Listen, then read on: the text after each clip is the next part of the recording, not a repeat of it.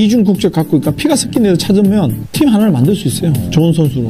근데 또 인도네시아인들은 자국에 있는 선수들로 좀 좋은 성적 냈으면 좋겠다. Nah, tonton, kali ini saya akan kembali lagi yang membahas mengenai kabar terbaru dari timnas Indonesia.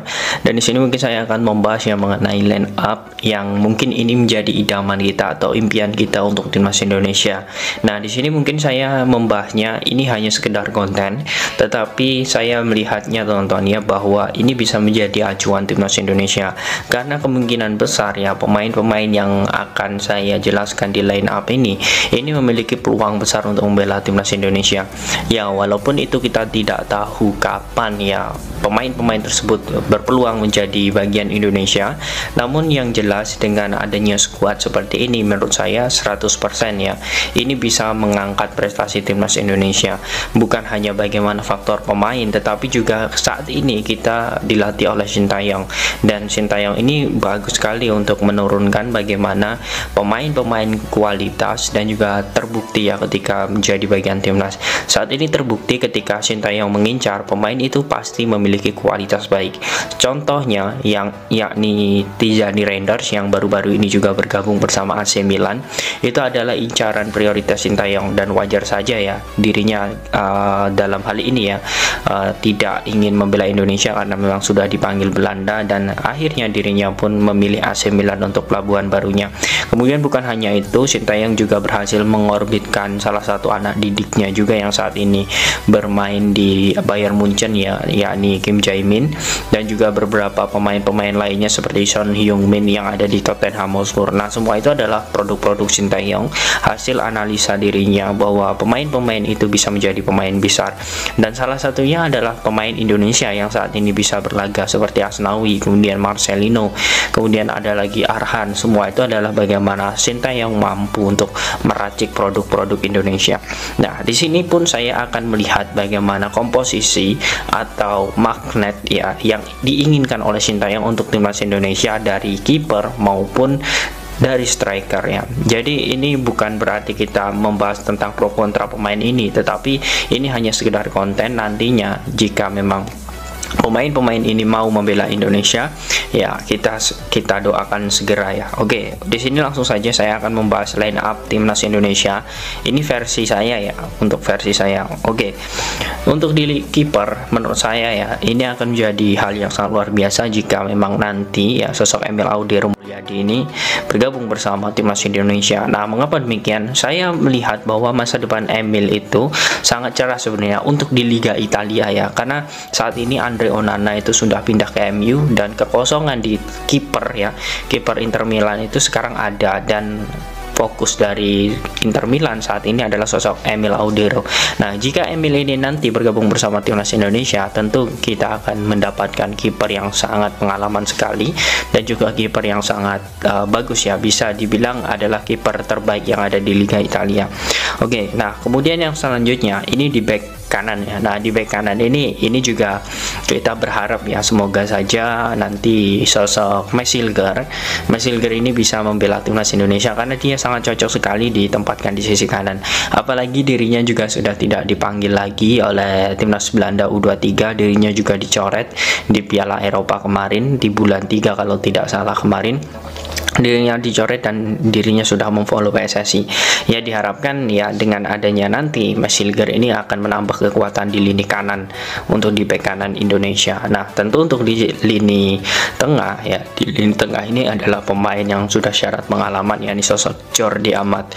Kemudian untuk di sisi kiri, nah sisi kiri ini juga pemain muda potensi Indonesia juga, dan dirinya juga bisa menjadi bagian penting nantinya untuk timnas Indonesia di event-event selanjutnya, yakni sosok Elkan Bagot ya. Baru-baru ini Elkan Bagot banyak yang memberitakan akan pindah ke Tokyo Verdy, namun sepertinya Elkan Bagot ya dengan beberapa rangkaian konten yang sudah saya buat itu sepertinya dia tetap bertahan di Eropa, entah itu bermain di Liga Skotlandia yang kemungkinan 80%, ataupun tetap berada di Liga Inggris ya, di divisi 3 atau divisi 4, karena Keir McKenna yakni pelatihnya pun juga sudah mengatakan bahwa Elkan Bagot ini ini sudah diincar oleh banyak tim. Salah satunya adalah tim yang ada di divisi 2 juga di Liga Inggris. Ya, kita patut tunggu bagaimana kesempatan Elkan Bagot nanti bermain. Oke, kemudian untuk di sisi kanan ya, di sisi kanan ini ada pemain juga grade A juga. Saat ini nilai transfernya 34 miliar dan dia memiliki market value tertinggi di timnas Indonesia. Ya, ini sosok Sandy Walsh. Nah, Sandy Walsh menurut saya cocok sekali untuk ditempatkan di sini di posisi kanan, karena saya melihat Sintayong ini menggunakan formasi modern ya. Jika pemain-pemain ini ya dalam hal ini seperti Emil kemudian Mas Hilger bergabung ya, menurut saya ini tetap menggunakan formasi modern ya, ini 3-4-3. Nah, kemudian untuk di sebelah dari Sandy Walsh ini ada sosok Mark Klok. Nah, Mark Klok ini bisa ditempatkan di posisi itu, dan menurut saya Mark Klok ini juga efektif jika ditempatkan di sini, teman-teman. Nah, Mark Klok ini juga perannya sangat luar biasa dan juga sangat sentral karena dia bisa menjadi gelandang pengangkut air di situ, teman-teman ya. Oke, kemudian untuk di sisi sebelah Mark Klok ini menurut saya ada pemain yang saat ini juga bersinar di Eredivisie Liga Belanda, yakni Tom Haye. Nah, Tom Haye ini mungkin banyak sekali yang menginginkan dirinya bergabung bersama timnas ya. Dengan sekuat komposisi di lini tengah yang mungkin nanti ada sosok Ivar Jenner, kemudian Tom Haye. Nah, ini menurut saya akan daya topangnya dan juga persaingannya lebih tinggi lagi. Dan kita akan melihat bagaimana timnas Indonesia, saya yakin untuk level ASEAN dengan adanya Tom Haye ini pasti ya kita bisa bersaing maupun mengalahkan Vietnam maupun Thailand dengan adanya Tom Haye ini. Nah, kemudian untuk di sisi kanan, mohon maaf di sisi kiri. Nah, di sisi kiri sebenarnya dua pemain ya, yakni Shane Patinama dan juga Pratama Arhan. Nah, Pratama Arhan juga permainan sangat bagus kemarin bersama Tokyo Verdy, dan ini pun juga bisa menjadi acuan bagi Sintayong untuk memainkan Pratama Arhan.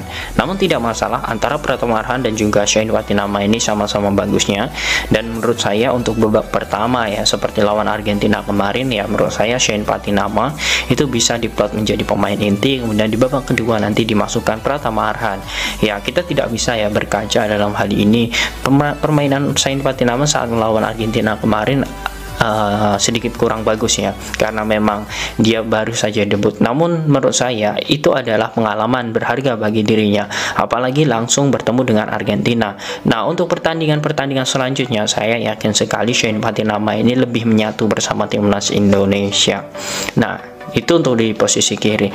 Kemudian untuk di lini depan, nah di lini depan itu tentu ya saya melihat bahwa ini adalah potensi yang sangat bagus karena Indonesia sudah memiliki sosok Marcelino Ferdinand yang bisa ditempatkan di sisi kiri. Nah, Marcel ini menurut saya juga sangat cocok ditempatkan di sisi kiri karena dirinya memang ketika ASMK Danger ya melawan FC Groningen ya, dia mampu mencetak 2 gol di sisi kiri.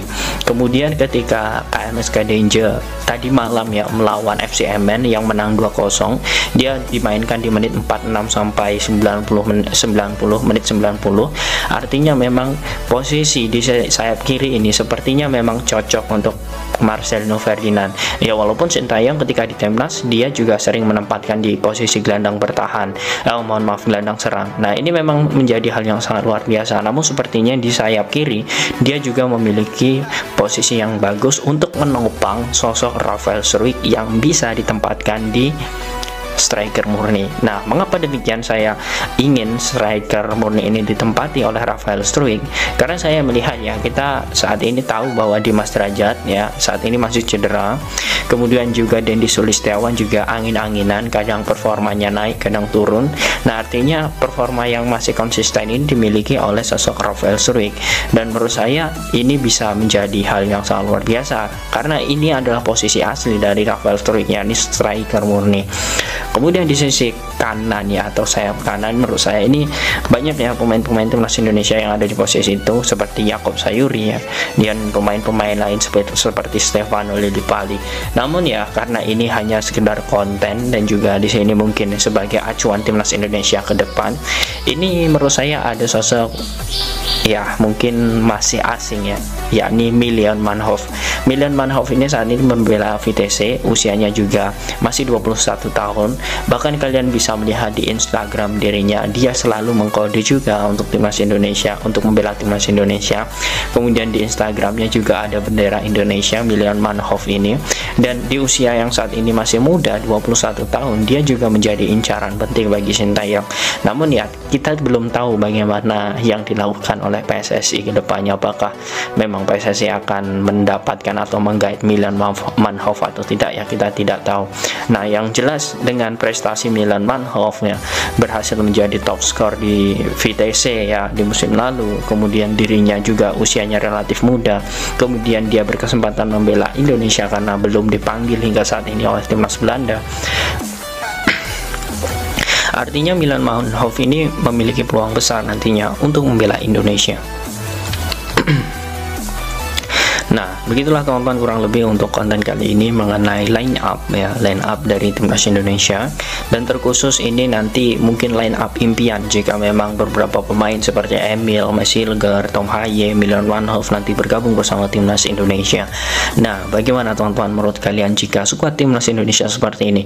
Apakah kalian yakin nantinya timnas Indonesia mampu untuk bisa menjadi persaingan ketat di Asia bahkan dunia? Silahkan kalian tulis di kolom komentar.